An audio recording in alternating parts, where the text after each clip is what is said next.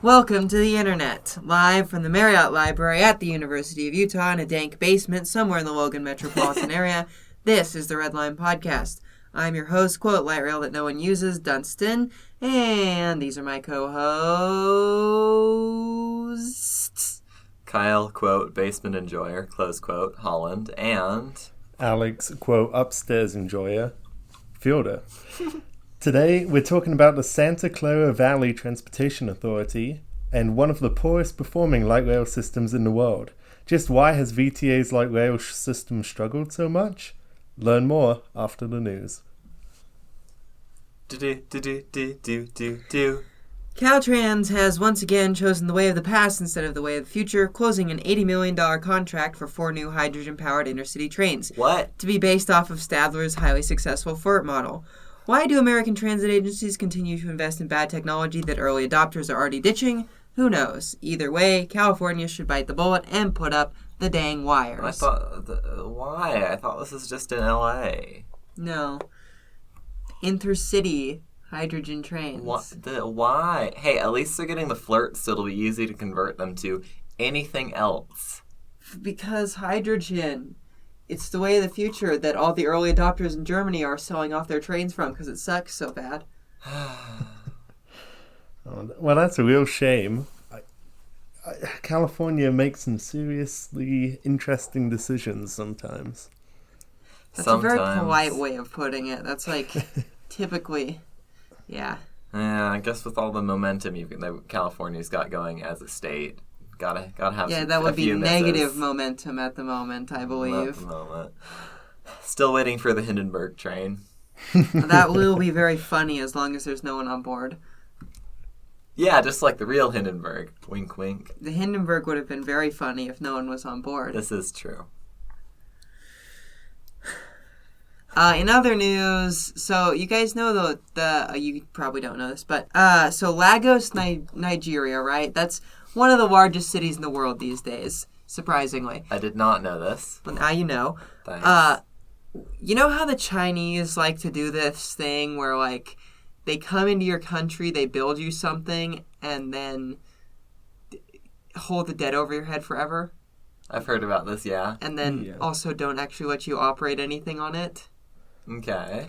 So previously, the Lagos Metro, which is a fully grade-separated metro line, was operating hourly diesel-pulled service because they couldn't afford the train sets from electric stuff. It was special. Because China built the fully grade-separated metro and was like, all right, here you go, sucks. Yeah.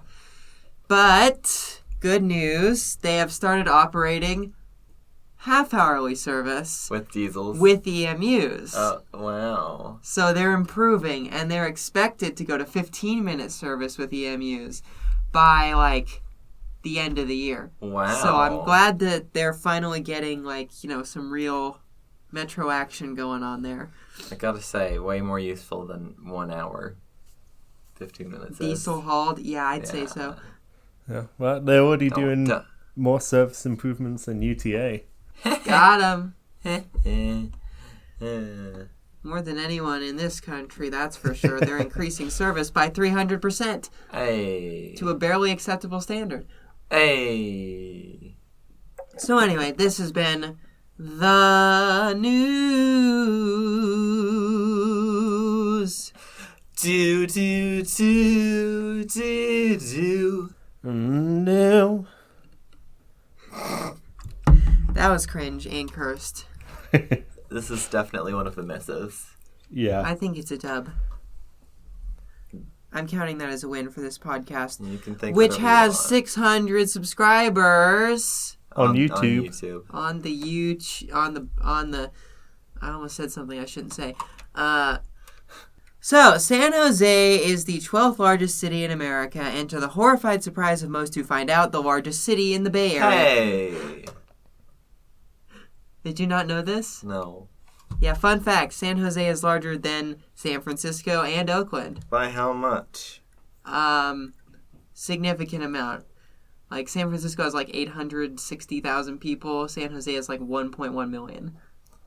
Rude. Get building, San Francisco. This is a competition. Yeah. It's a deeply suburban part of the country with alternating rows of massive tech campuses and single-family housing developments. That sounds healthy. Even the downtown is rather suburban, especially for a city of its size. Yeah, let's look up the downtown San Is Jose this the skyline. 3 suburbs in a trench coat one? San Jose. Look it up. Preferably skyline picture. Wow.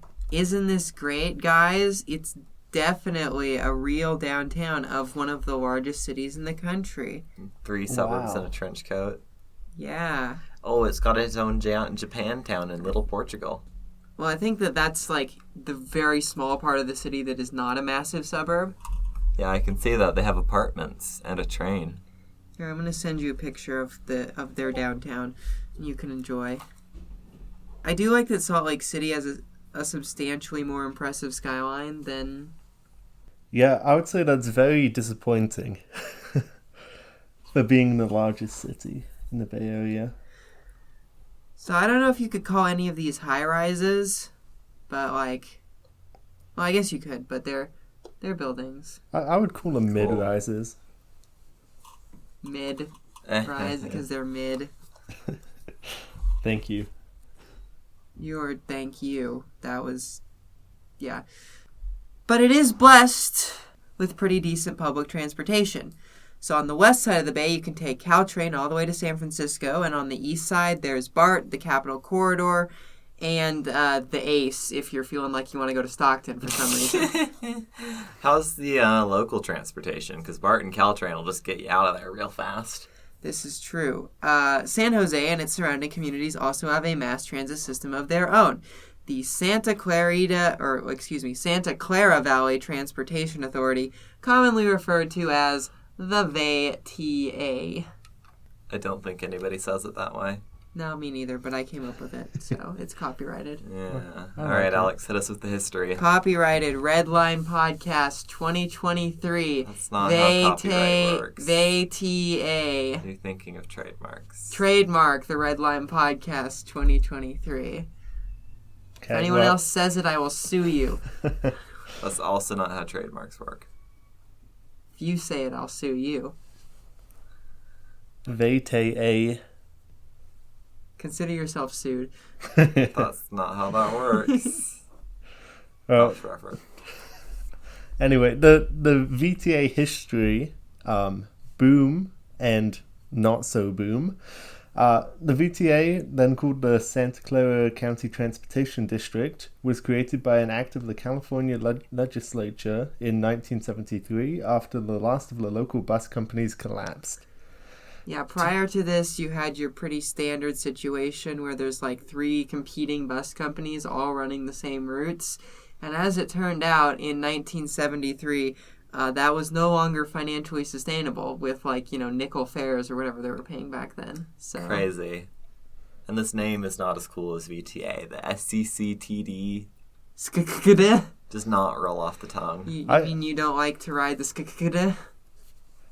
I kind of like that more than VTA, but...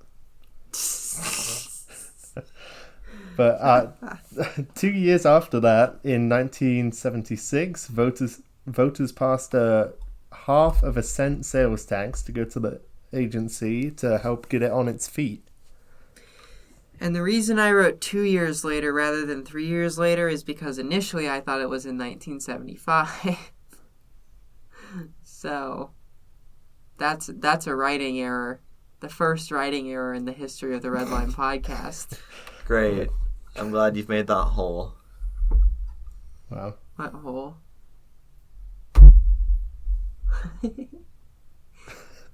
Like, Well, to China?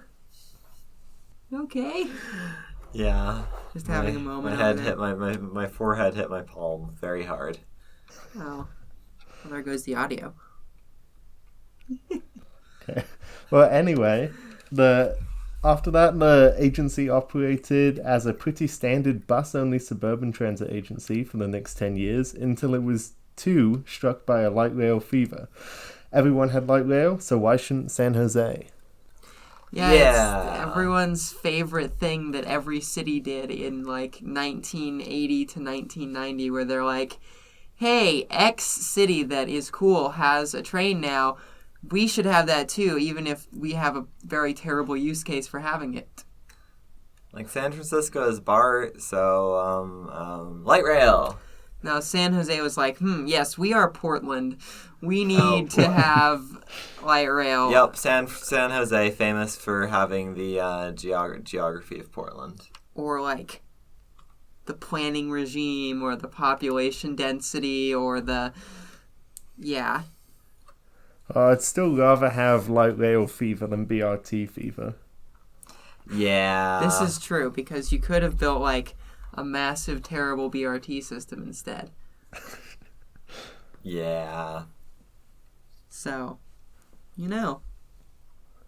Well, I do want to make like a song, like, you know how 80s songs are like Dance Fever or something? I feel like that's a song from the 80s. I want to make a song that's called Light Rail Fever, and it's like...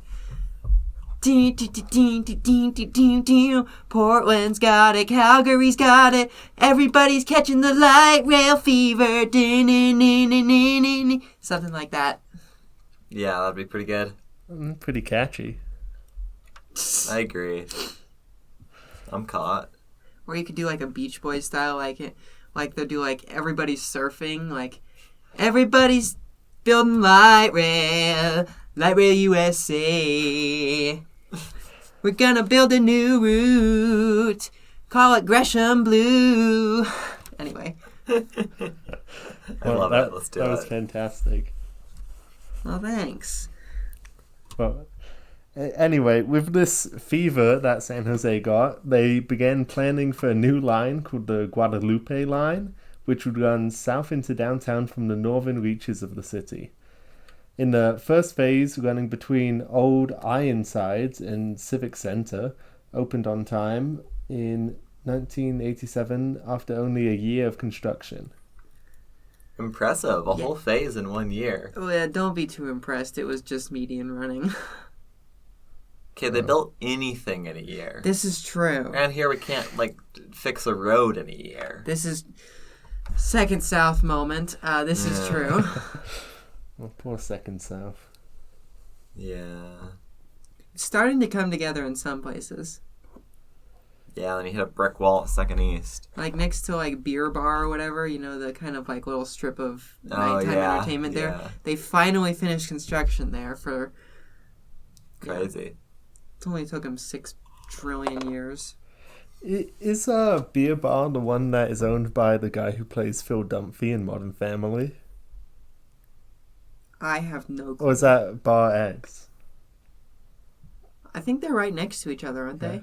I think one of them is Probably. owned. I know, he owns a bar in downtown Salt Lake. I'm not too sure which one. The Circle of Life, etc. Does he also own Taqueria 21, which is next to those two things? No, but I went to high school with a girl whose parents owned that, and enough Do you just said. know everybody?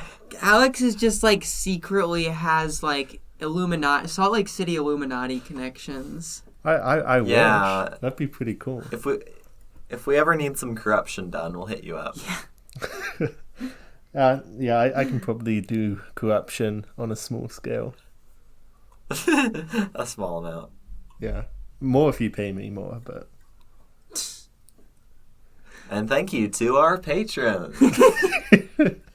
Making corruption happen since... Supporting corruption since 2021. It's like I always say, my favorite political saying of all time. Corruption is fine as long as it does something I like. I feel like everyone Your feels campaign that slogan. I'm ineligible for office in the United States of America now based on that phrase. Now if I move to Italy...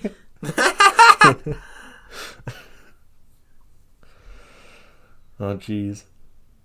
All right, so we're building a light rail. We got one phase. Yeah, so... Now we have 2. Yeah. The line that took VTA's light rail downtown the next year followed... Wait, let me try that again. Was finished. I didn't... Yeah. Here, I'll write it down. Yeah, right. Coherent English, thanks. Sorry, I normally write for myself, and I can, just bridge gaps. Yeah, Wait. I'm like the anchor man. I just Downtown, though, was the line that took VTA's light rail downtown was finished the next year. Okay, we're doing great. And I'm going to put in parentheses 1988. Okay. yeah. So I just read everything that's written for me. Listen in while we write the podcast in real time. Okay, are we good? It looks fine now, I think. Yeah, I don't know. Good Okay. luck. Okay, I'll give it a shot again. The line that took VTA's light rail downtown was finished the next year, 1988, followed by a line into the southern reaches of the county in 1990. More track further to the south opened in 1991, at the same time as a short spur line to Almaden. Yeah, I don't know how to say it either, so I think your guess is as good as mine. But yes, so they finally finish, right? Like they build this whole, like, I don't know, 20-ish mile light rail line, right? And like everyone's like, wow, we, San Jose, are a real city now. Now that you have a light rail line. Right, and as it turns out, so for a successful like suburban light rail line, what are some of the elements that could make it successful? Feeder buses. That's a good one. Good land use around the stations, or a very powerful and attractive downtown that a lot of people work in. Yeah. So In other words, there need to be solid destinations along the route. there has to be either a very solid destination or good use along land use and feeder buses along the whole route. Yeah. Or both, which is ideal. Calgary, cough, cough. But, San Jose, did it have good feeder bus routes to the light rail? No, No, I thought they had lots of buses down there. not in 1980. Oh, And right. they weren't like feeding. They didn't build the system to feed the light rail line. So they didn't do a bus system redesign after they opened the light rail Correct. line. That's the hell. Does San Jose have great land use along? We saw the map. No. The answer to that question is no. Does San Jose have a very powerful and attractive downtown? We saw the map. No. So, how do you think that San Jose's original light rail line did when it opened? Not very well. You would be correct. So, initial ridership projections were about 40,000. In the first year, it got about 23,000. That is. That's a bunch of Not days. just 23. That would be... And then the city, and then the VTA redesigned the whole bus network, and the city kicked in some major developments around stations. Well, no. Oh. Because VTA has always kind of treated its light rail like a very expensive bus route. It's not designed for speed. It's not... It has request stops, right? Stop designing trains not It has for request stops. Yeah, and that's going to keep such a reliable schedule. Yeah. And the trains aren't particularly high capacity either, and... So, it had some problems starting out. But it didn't matter because what's the next thing? The next thing is boom. Correct. So, then came the dot-com boom. Silicon Valley, which came into existence because of the dot-com boom, and is basically like coextant with VTA's service area. Cool. Was the talk of the whole world, and businesses were flocking in droves to suburban San Jose, the best place in the world to develop technology. Apparently. Why this isn't in downtown San Francisco, I don't know. Well, it was later, but... yeah, it's probably cheaper in San Jose. Like, the AI revolution's largely in downtown San Francisco, Gotcha. but that's a whole other thing. Ridership on VTA's various bus routes and light rail line exploded to nearly 150,000 every day, promoting the VTA to undertake a set of ambitious expansions to both bus service and the light rail system. Yeah, so, when you have a tax base in a place, right, and that place explodes, you get a lot of money all of a sudden. And so VTA is like, well, our first light rail line was an abject failure. But if we build more Of the same stuff. of the same thing, then it will be better. It'll be a bigger abject failure. No, it'll be a success. And they built the other lines different and made them faster and had better I development. mean, some of them were faster. Wow. So this leads us to 1999. Service was extended west to Mountain View, and a connection with Caltrain was created. That was the second connection to Caltrain. I forgot to mention this, but the first line had a connection to the part of Caltrain that only runs 4 times a day. Oh. So this was their first connection to Caltrain proper. What is this? San Jose's Pleasant View Station? guess so. One of San Jose's Pleasant View stations. There's like 7 stations further south than San Jose where Caltrain runs only peak service. That's weird. Why doesn't it just go the whole way? Because the trackage that they run the only peak service on doesn't belong to Caltrain. Did they fix that? No. But now they're just going to do a shuttle from San Jose Diridon, which is the main train station in San Jose, to the bottom of that line instead of running through from San Francisco. Gotcha. Well, and then in 2001, service extended to Milpitas at Alum Rock Station, where it would eventually meet BART. Woohoo! Yeah, and I should clarify, it wouldn't meet BART at Alum Rock, it would meet BART at Milpitas. So, it's very confusing because there's a whole bunch of stations in Milpitas, but one of them is named Milpitas because that's also where the Milpitas BART station is.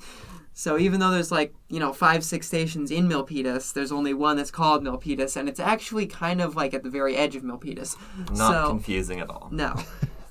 Yeah, that's very, very straightforward. And so 2005, the system's final expansion was complete to Southwest Vasona.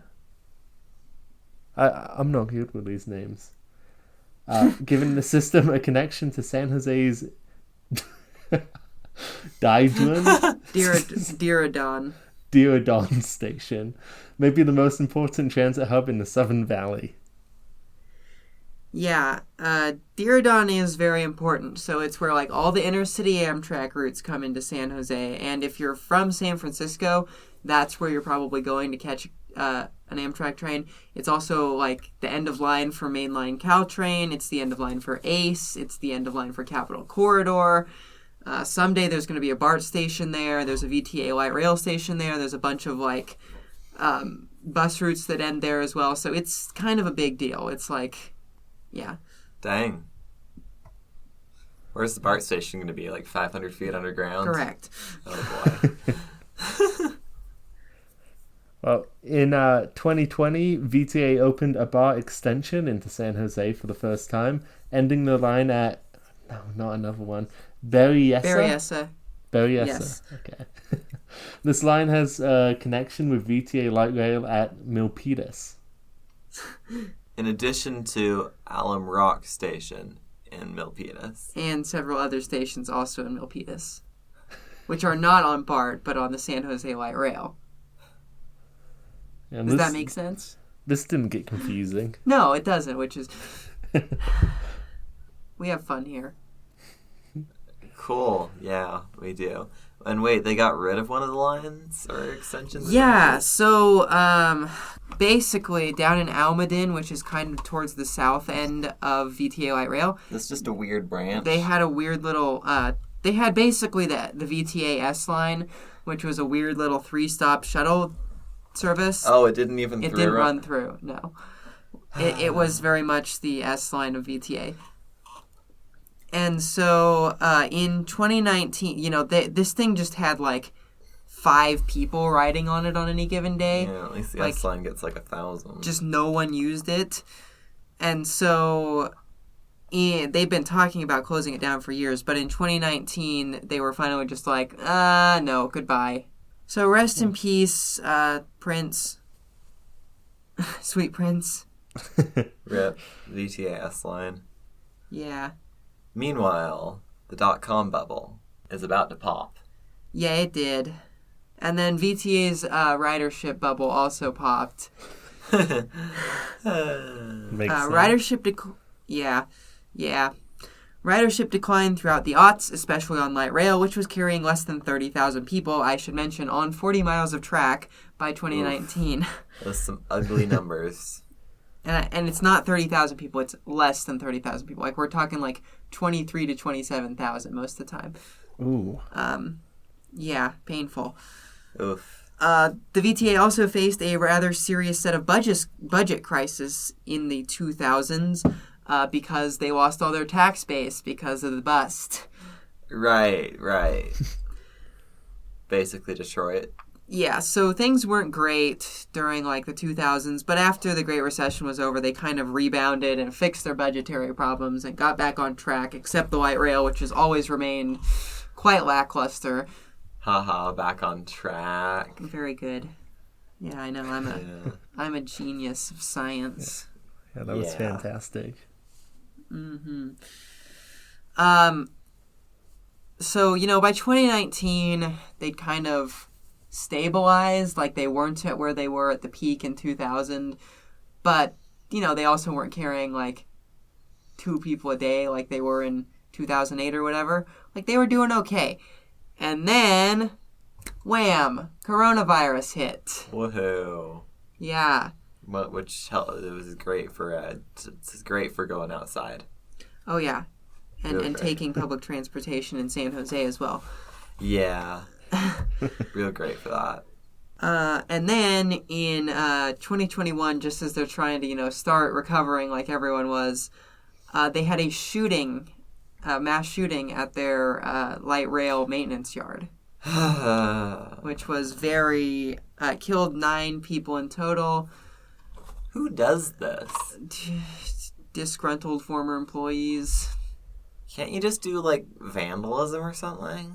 No, you can't. You have to shoot up the light rail yard. Great. So, rest in peace, obviously. Terrible tragedy. Yeah. Tragedy. But it did have the effect of putting VTA's light rail out of service for like 6 months in 2021. They figured that out. They overcame the massive trauma of having 9 of their coworkers shot out from under them and, not having enough maintainers anymore because a lot of their maintainers were dead. Yeah. That would do it. So it was a rough time. And then, they didn't actually... So service returned in last year in 2022, and they were operating on 20-minute headways for a while because they didn't have enough operators. Oh. Yeah. Yeah. And then they've returned to 15-minute service now, so their ridership recovery on light rail has been quite poor, even relative to their already poor pre-pandemic performance, but I don't think we can quite hold that against them. Yeah, that's fair. Yeah, I remember, I think we covered that as a news item sometime we last might have. year. That would have been very early in the podcast in 21. Back in the day. I think I was think actually we, like our... Yeah, I think we covered the recovery. Oh, Yeah, that's right. The 15-minute service resumption. Yes, I actually remember that now. So, yeah. So that brings us to the VTA today. Today, the VTA carries around 85,000 daily riders and has one of the fastest pandemic recoveries of any U.S. transit agency despite the tragedy on their light rail system. They had 43% growth between 2021 and 2022. Well, their ridership was already at rock bottom, so it's hard for it to go any lower. This is true. And they have some interesting and good services and, frankly, some weird and funky ones. Weird and funky light rail, request stops, old trains, slow speeds, very few daily riders. Great corridor they actually have is the 22-522 corridor, which is one of the strongest transit corridors in the Bay. It carries a quarter of all VTA trips and has express and local service. That's why it's 22-522, because the 5 stands for express. So those 2 buses together carry more people than light rail, maybe about as many. Yeah, I think that before the pandemic, they were carrying about as many people as like the most ridden VTA light rail line. Oh Each. yeah, they do have multiple lines. So yeah, Lovely. they were. This is quite a good corridor. And the VTA is working very hard on bus improvements. They have a great core service network, and unlike other Bay Area transit agencies, whom shall not be named, they are not currently facing a horrible fiscal deficit. Yeah, fair. Although, to other unnamed agencies' credit, at least the VTA has been just sitting on sales tax revenue for a long time and has not even had the opportunity to grow reliant on fare revenue. Oh, their highest fare reliance ever was 13%. So, so I don't think they're in any danger of becoming too reliant on fares. Yeah, real dangerous. I don't think they're in danger of having any reliance on fares. 13%, man, that's not. So, because VTA's light rail sucks so badly, there's been talk since 2010 of just getting rid of it because it costs so much and no one rides it. This is a fully built 40-mile light rail system, and there are legitimate talks of just getting rid of it. It's that bad. It's That's that bad. insane. And let me guess, if they want to make it better, they have to basically build it again. No, not really. Yeah. But yes, also a little bit. Great. So, but, this year VTA has made a long-term commitment to stick with light rail. They don't want to just ditch the whole $2 billion system they have. Yeah, that does send a pretty bad message and also screw over a large portion of their riders. Right. And, even though no one rides it, it has been a development catalyst in some ways. So. Which in the long term could lead to actual stable ridership. Maybe. They try harder. Who knows? I'm sure they could also get state funding to keep it operating just because of California's Oh yeah, it is climate goals. California. They I do don't know. believe in state funding. With how badly the Gav has been acting lately, I'm not sure about The that. gap. The Yeah. That's a new one. He keeps vetoing really good things. Rude. Gavin Newsom, when a good bill comes across his desk, veto. Instead of a fire danger meter, do we just need the GAV meter? Danger of veto danger today. Yeah. It's because he wants to be president, and he thinks that to be That's president, stupid. he has to veto progressive legislation. What? He's governor of California. I know. He does not seem to know that. He seems to think he's the governor of Pennsylvania or something. So, And why does he even want to be president? I don't know, man. Why would you want to be It's president? like Buttigieg running for president. Yeah, we need the Pete. Feel the Pete. Feel the Buddha burn. I don't know. Yeah, something like that. On that note, candy break. Sure, why not? Here, I'll put these in the computer screen. There you go, Alex. Okay. Thank you. Nom nom nom. My name is Pete Buttigieg, and I am running for President of the United States of America. Good for him.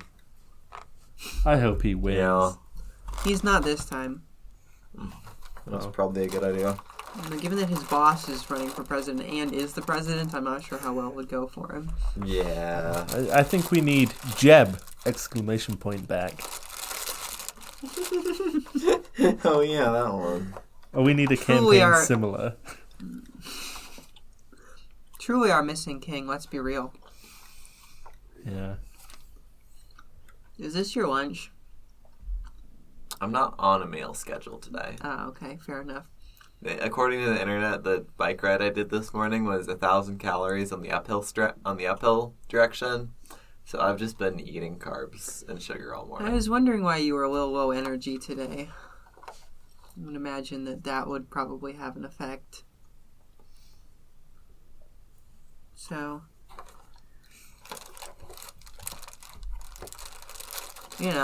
I've lived with Kyle long enough to know what various, moods might signify, as I'm sure he can do with me. Yeah, where's the little chart? Do you have a chart?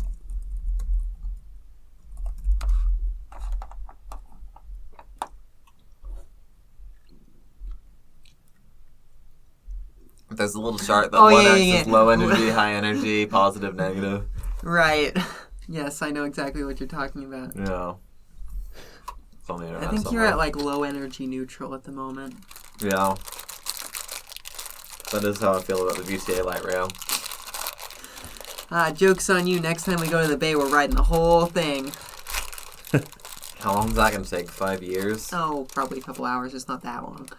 We might pump up the annual ridership, too. 50% increase in VTA light rail ridership today as 2 people ride.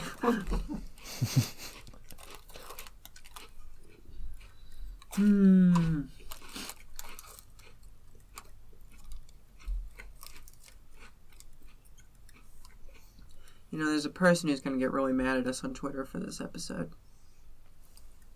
As someone who lives next to the VTA light rail and rides it every day. She's like a transit advocate in San Jose.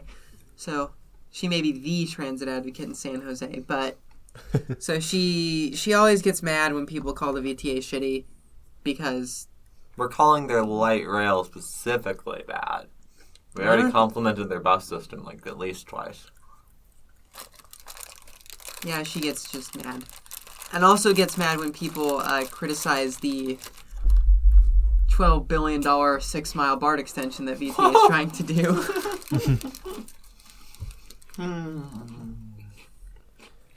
12 billion, you said. Yeah, for 6 miles, 4 stations. Reasonably priced.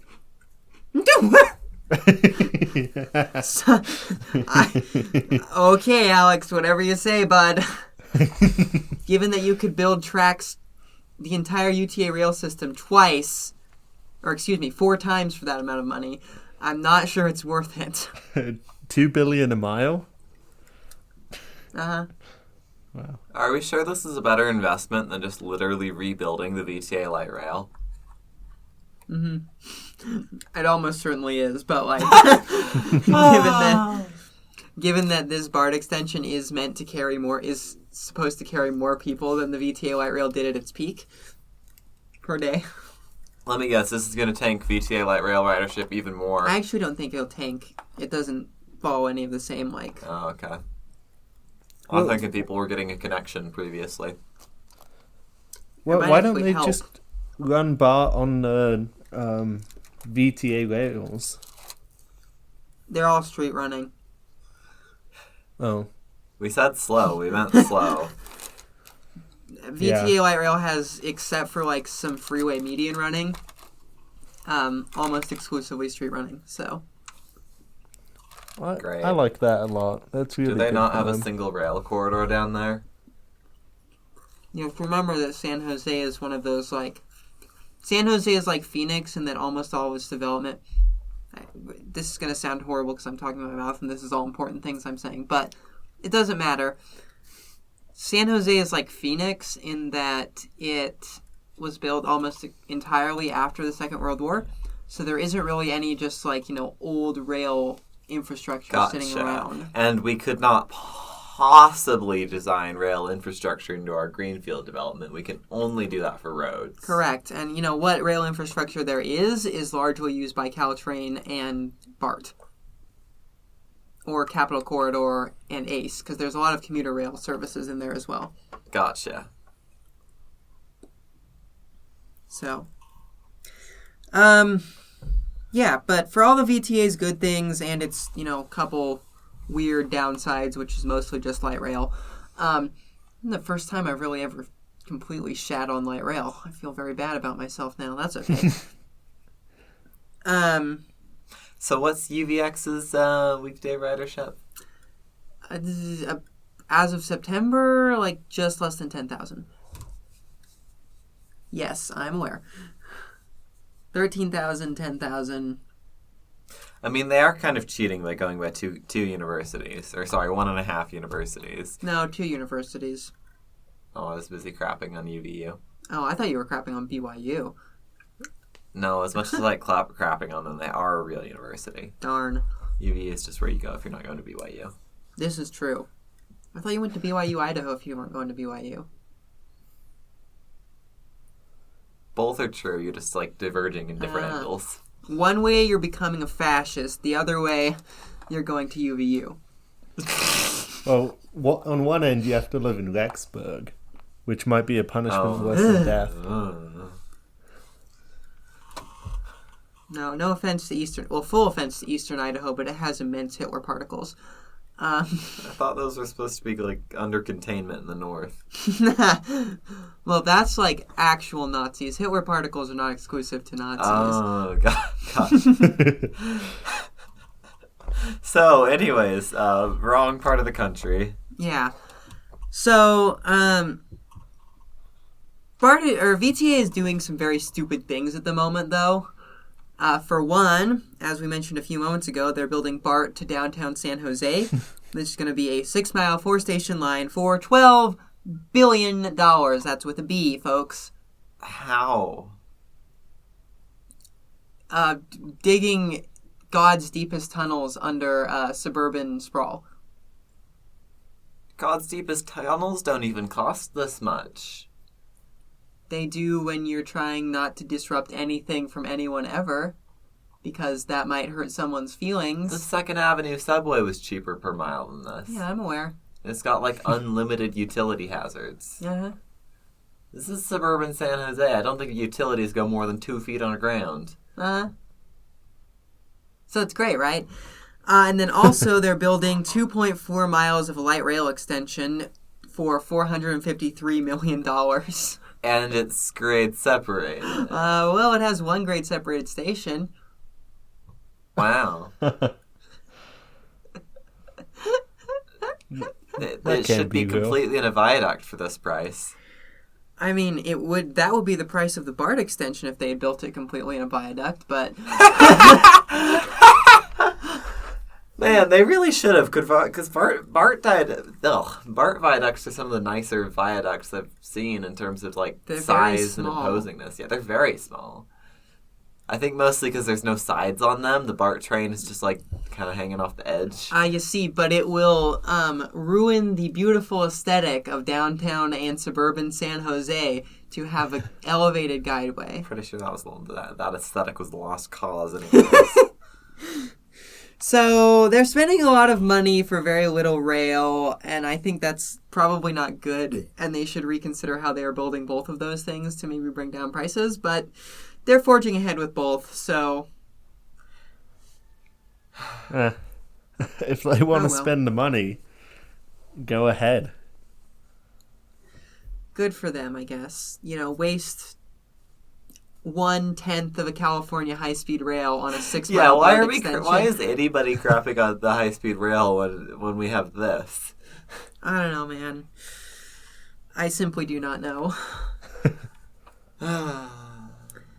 You gonna be okay over there? No. Yeah. We're a viaduct. Me neither. So, also extending, like, the world's least successful light rail system is not a great idea, especially since, and I kid you not, this new extension is expected to net VTA's light rail less than 1,000 daily riders. What? For 2.4 miles? That's like garbage ridership per mile, too. Not to mention the price. I would get this if they were, like, going to, like, a giant university or something. And finally making the light rail useful. Yeah. Man, it's crazy how few people ride your system when it doesn't have serious destinations on it. People going from origins to destinations did not see that one coming. No, me neither. Are they going to try and grow the bus network more, or are they just kind of giving up on that and just kind of changing stuff around?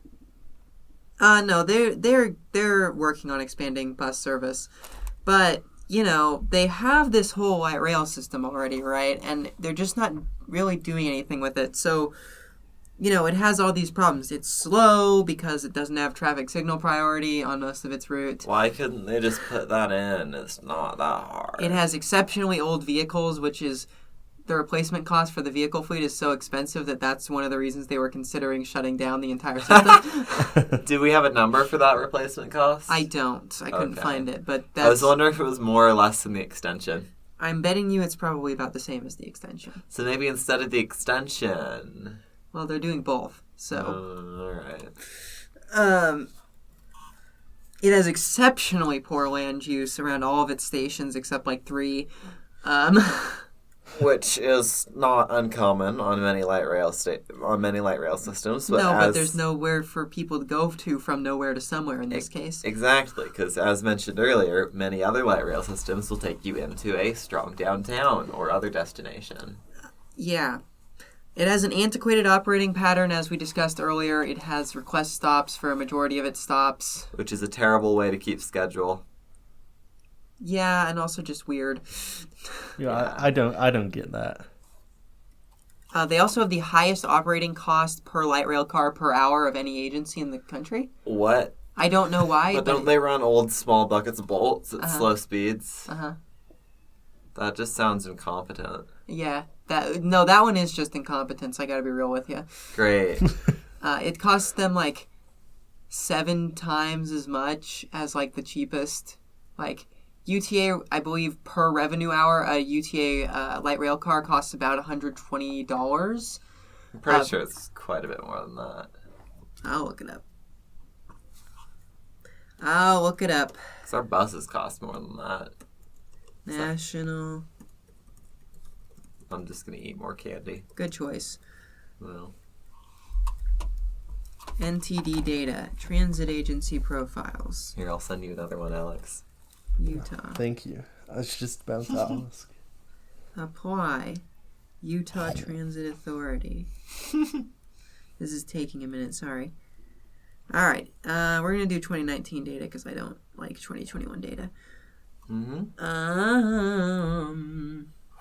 Inshallah, someday we will have 2022 data and the pandemic will be over. You are correct. Okay, I was off by about $60 or $70.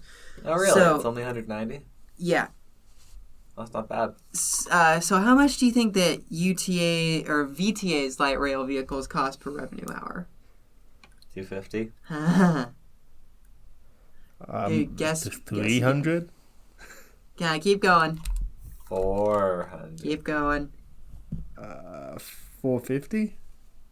Keep going.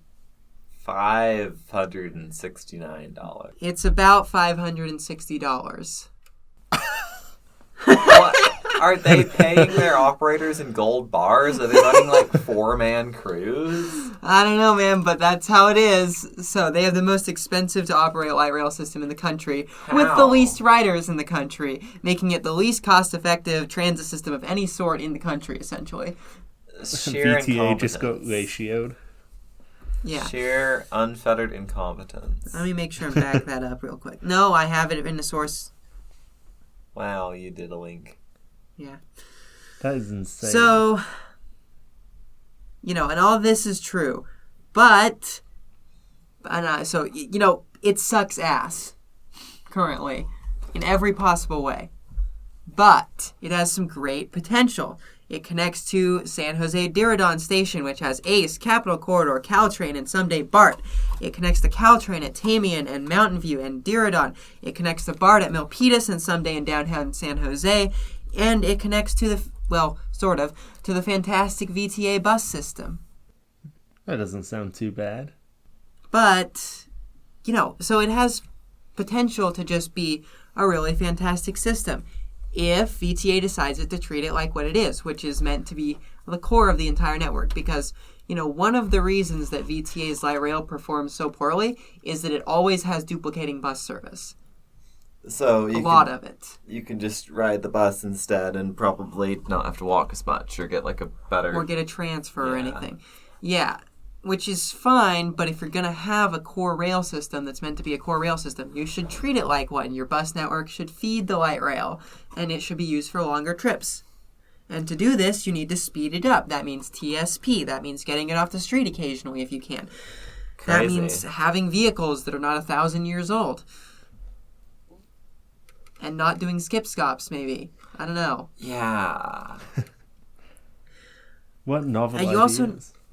I know. You also have a massive housing crisis in the Bay Area, so wouldn't it be great if you could put up some apartment towers next to VTA light rail stations? Crazy. This is a competition with San Francisco. Yes. Also, you gotta bring down operating costs and run more trains and consider reconfiguring your lines for more efficient service. Like, I don't know, man. There's ways to fix this. You just gotta go out and do it. So, do it. Hey, at least they're getting new trains. They are getting new trains. New trains gonna go any faster? Well, they have to run on the same tracks. Oh, right. But, I don't know. They'll probably improve reliability a lot. Yeah, I bet. Anybody else have anything to say about the Vita light rail? Maybe they should rebrand. Into some horrid mispronunciation of No. VTA. Like the San Jose Silicon Valley super duper advanced pod shuttle system. To get all the tech bros to ride it. So brand powered by Bitcoin mining. So brand it as a gadget barn and then see who will ride it. Brand it as a gadget barn, and then all the tech bros will like it. We mine Bitcoin on the trains with the energy from the regenerative brakes. You could theoretically do that. You could theoretically do that, yes. And I'm sure the tech bros would just adore mining Bitcoin in the train. So That will solve all of the major operating problems. Mm-hmm. Ooh, VTA now fully funded by Bitcoin. How about that? Like, people are paying their sales tax in Bitcoin? Sure, why not? Silicon their Valley. sales tax gets transferred to Bitcoin and then is transferred paid back. in Bitcoin. Yeah, so technically it's the only Bitcoin-funded light rail system. There you go. Nothing could go wrong with this plan. No. It's a great plan. Huge plan. There's no volatility in the Bitcoin market. No, Yeah, and it's not definitely a at real all. currency. It hasn't had, 6 major crashes in the last 10 years? Yeah. It's like a currency, but faster. And worse. Yeah. I like that. It's like a currency, but Yeah. people can scam you more easily. Wow. And you have to mine it by making your computer do math. Hey, it was the first the internet, the computer cryptocurrency coin thingamabob. So I guess we better give it a break. That's for not being embarrassing. that That's I wouldn't want to be the first of anything like that. But what I would want to be the first is the first person to visit every VTA light rail station. I'm sure somebody's done this before. I wonder, how many in total in the Bay Area, how many, rail transit stations there are. Lots. Muni alone has, 200 probably, because half of their lines are Oh, just right. buses. And all their stations. Well, and don't forget about the cable cars, which have a stop every block, just like every other Muni bus. This feels like cheating when there's no actual infrastructure. And the F market, which Oh boy. is not great. I'm with my friend Navi on Twitter, who wants to get rid of the F market and just run more buses on Market Street. Having a historic streetcar on Market Street is stupid. Tourist revenue. Tourists will gotta take the bus either way. No one's driving in San Francisco as a tourist, I hope. Well, but in the same way that the cable cars get tourist revenue. But it doesn't cost anymore. So what I'm saying is maybe they should up the fare. Up the fare. And continue to include it for no additional charge in the monthly pass like they do with the cable cars. Sure. And then tourist revenue go over. Not that I think a ton of locals are probably riding the cable cars during tourist season just because of how packed they are. I think this is one of the reasons why it continues to be no additional charge for the locals. Although, in the off season, you remember we saw that one guy, the very well-dressed businessman-looking guy, rode up the hill into Nob Hill with us. It's walking up the bloody hill. No, These things were a good idea when they built them. They're still a good idea. Man, that guy was sharp, too. You remember? He had, a hat, he had his briefcase and, a cane. No, I this don't was remember, but I the love businessman. that. Yeah. I don't know. He impressed me a lot. I was very impressed. You So you totally like invest in his company or whatever. Or buy yeah, his I'd products. invest in his company. Heck yeah. He should be able to scam the people he's trying to sell stuff to out of money at the very least. So I can trust my investment is in good hands. Oh, also, fun fact, they briefly had an express service on the Blue Line. There you go. Dude, how do they have the infrastructure for that? I don't know. They figured it out somehow. Okay. It only ran 3 times per direction per day. That sounds useless. And just ran to Caltrain. That sounds useless. Sounds useful, I think. Well, think about it. Yeah, I guess if you happen to be going at the exact same time that one of the 3 time per direction per day trips are. Yeah. Which is during commuting hours, obviously. So, please remember to like, comment, and subscribe on YouTube. And to go ride the VTA light rail. Yeah, if you live in, give them a hand, geez. They're trying. And to follow and leave us a rating on iTunes and Spotify. If you like what we do here, you can become a member on Patreon. Patrons receive early access to our existing content, as well as exclusive content and occasional merch drops. Woohoo. Speaking of patrons, can I borrow your computer? At 3 times a day, Commuter Express, Blue Line, VTA Light Rail service, but better, we have... That through runs on the Caltrain tracks. The through runs on the Caltrain because it's electrified now. We have Zach Adams at $69.69 per month. Love me 25 kilovolt light rail. Yeah. I actually do kind of like that idea. At all of those things minus one good thing, we have generic GT, $35 a month.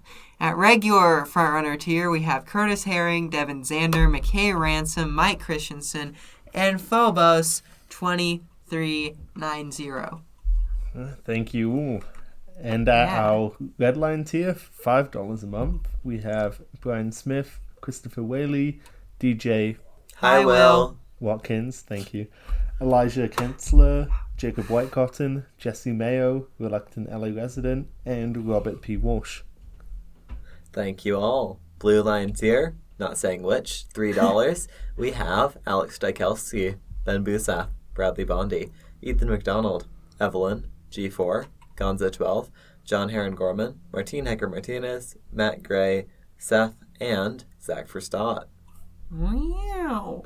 And at VTA Green Line tier, They have a green line? They do. Wow. They have an orange line, Yes, a blue line, and a green line. I love that combo. California really doesn't like red lines, I think. We have Benjamin Wood and Capil. Woohoo. Yay. Thanks, gang. Thank you all for your funding so we can... Make episodes about the worst light rail, yeah. Exactly. That's what they pay us for. That's what the people want. All 600 of them. Wow. Yeah. 601, actually. But... Oh. Red line stays winning, I guess. I guess so. Vote with your dollar. Vote with your dollar. Vote with your subscribe button. Help us overtake the Eurocells who dominate transit YouTube and Canada cells. Yeah, this is just about you, Reese Martin. Heck you. How dare you like your own country? Gosh darn you.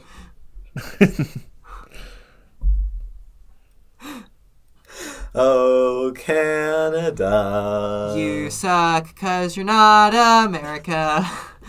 Average American. Jingoism is a fun pastime. All right, bye. Good episode. I'm a hawk, but for war with Canada. Yeah, thanks for listening. We're stopping this episode before this gets even more cancelable. Racism is... Beep. Off right there. Redacted.